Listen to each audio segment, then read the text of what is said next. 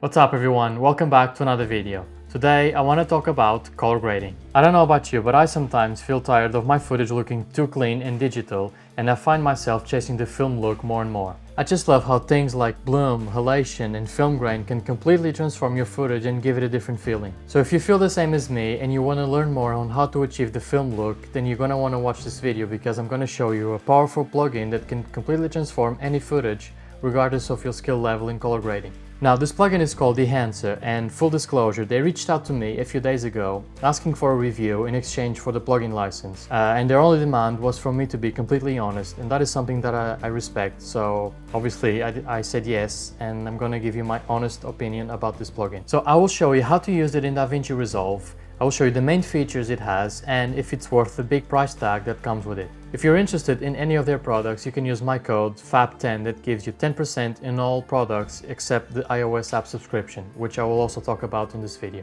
So like I was saying, Dehancer is a plugin that lets you emulate different film looks, and they currently have 63 film profiles including the famous Kodak films. This plugin is available for Davinci Resolve, Premiere Pro and Final Cut Pro. I will show you how it works in Davinci Resolve, but you can get similar results using the other softwares. So let's just dive right into it.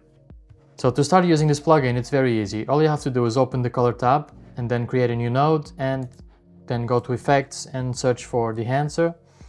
Drag it to your nodes. We can rename this Dehancer.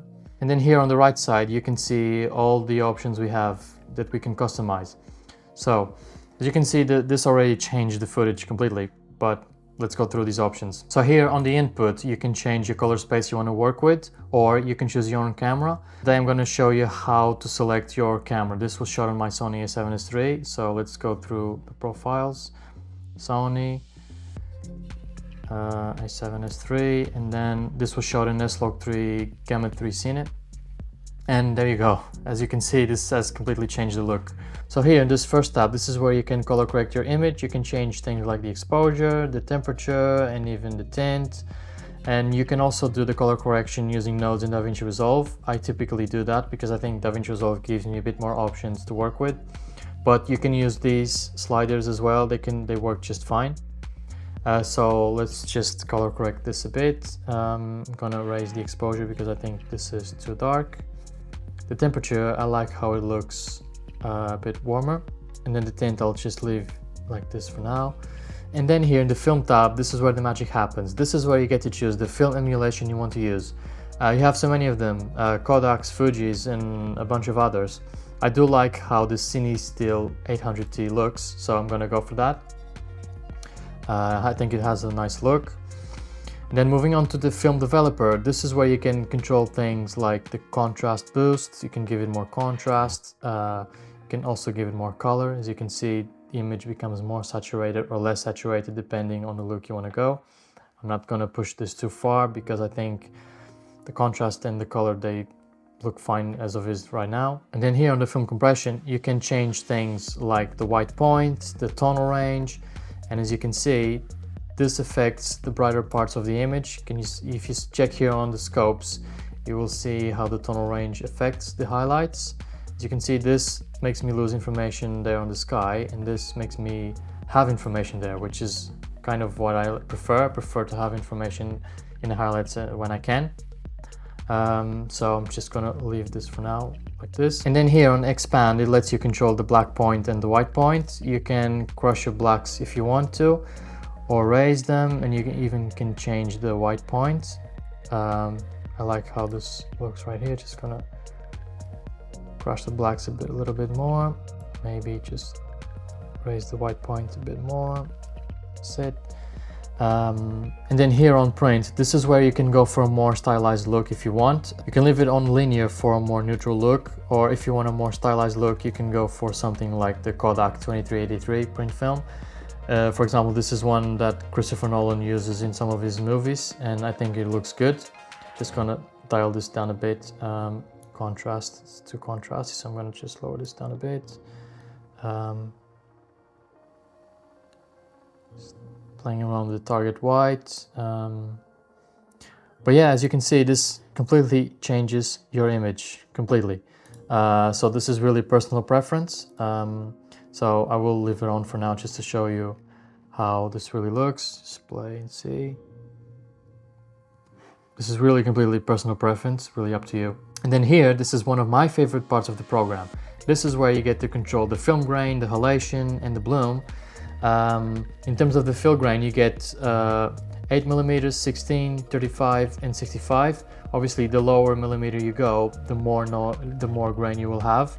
As you can see here, if I change this from ISO 50 to ISO 500, you get a lot more grain.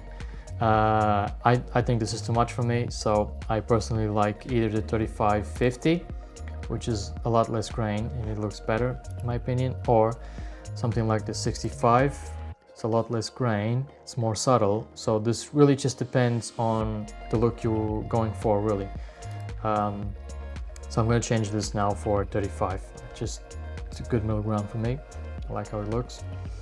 Then here, this is where you get to play with the halation. As you can see, you get the same millimeters, and the lower the millimeter, the more halation you will have. Just see the difference here. I'm gonna change this with no ramjet. Just see the difference. Look how the effect gets boosted if you use the no ramjet. There's a lot of halation going on here, and again, this is really depends on personal preference. I like how it looks, but this is too strong, so we can go for something softer like the 16 or ramjet. I think that is a more balanced look. As you can see, you can still see how this affects the whole image, really. And you can amplify or decrease. This is really just personal preference. I like how this looks, so I will probably just leave it like this for now. As you can see, this affects the whole image. You can see here on the outlines how much halation you get. Comparing with the 8mm, you get a lot more. So it really depends on the style and look you're going for. This can work in a lot of situations. I think the 16 no ramjet is a good compromise. Then here on the bloom, it's the same thing. You get 8mm, 16, 35, and 65. The lower you go, the more bloom you will have. As you can see, this here affects the highlights. It gives you that dreamy effect, as you can see here. I love how halation looks, and you get that dreamy feeling. And again, depending on your taste and the look of the film you want to go with, you can change it for 16 or 35. Obviously, the higher you go, the less of an effect you will have, as you can see here. I do like how the 16 looks. Just gives her a little bit more pop, and it looks good. And then here you also have things like film damage. The lower you go, again, the stronger will be the effect. As you can see, you get these lines and artifacts. And if I play this back, you can clearly see the film damage here in action. And again, this is personal preference. I usually just keep this off unless I need this effect for something specific. So I'm just gonna leave this off for now. But as you can see, 35 will be a much softer. You have less artifacts, and then the 8, this is where you get the most artifacts. So I mean, it's great that they have all of these features, and you can really dial in the look you want to go for. So I'm gonna just turn this off for now. And then here on the overscan, you can get these black film borders. Let me just turn this on. As you can see, you get these black film borders that look nice on certain clips. I wouldn't use this for a full video, but I think it works good in some situations depending on what you're working with.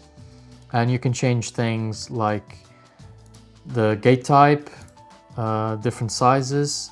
You have even widescreen. Just play this back just to show you how it works. You can even change the film orientation, horizontal, you get this cool effect. It really depends on what you're working with, but it's another feature that they've added that I think it's awesome to have. You never know when you might need it. So yeah, it's cool that they've added this. And here you also have the vignetting. You can turn this on and you can see how this affects your image. Obviously, creates this is a very strong vignetting, but you can increase it. You can change the size, as you can see, feather it up. I mean, it's great. They give you so many options. It really depends on how you want your film to look. But yeah, these are the main options I would use in this plugin. It's amazing how much stuff you can change and how much you can customize the look. I would probably still change the yellows. I don't like how the yellows look here. I'd like to have a bit more green.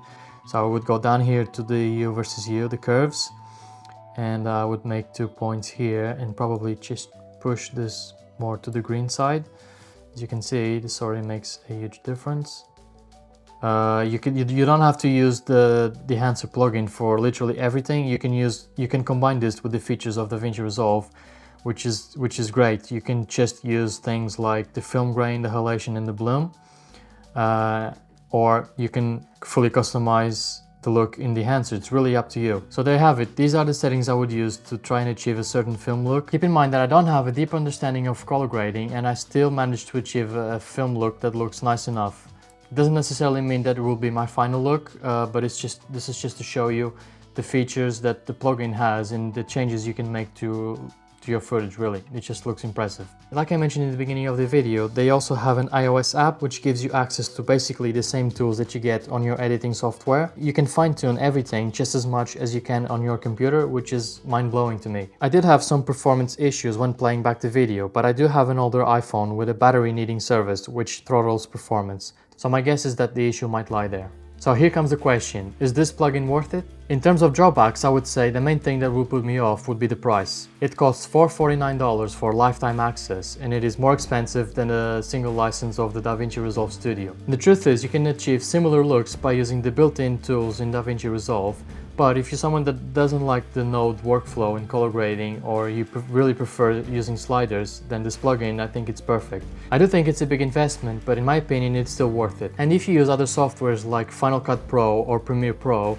we all know that they lack features in the color grading department, and I think this plugin can be very powerful and give you options that can completely change the footage and give it a complete new feeling, really. You saw how many tools there are at your disposal in this plugin, and there are things that in my opinion work better, for example like the grain. It doesn't feel like it's an overlay, it feels more like it's actually baked into the footage, which is insane. And the fact that you get so many different film emulations is also crazy. That is another reason why I think this plugin is really worth investing. Again, don't forget, if you're interested, you can get 10% discount by using the code FAB10 at checkout. A big thanks to Dehancer for making this video possible, and if you stayed until the end, thanks for watching, I really appreciate you. I hope this helps you in some way, and I will see you in the next one.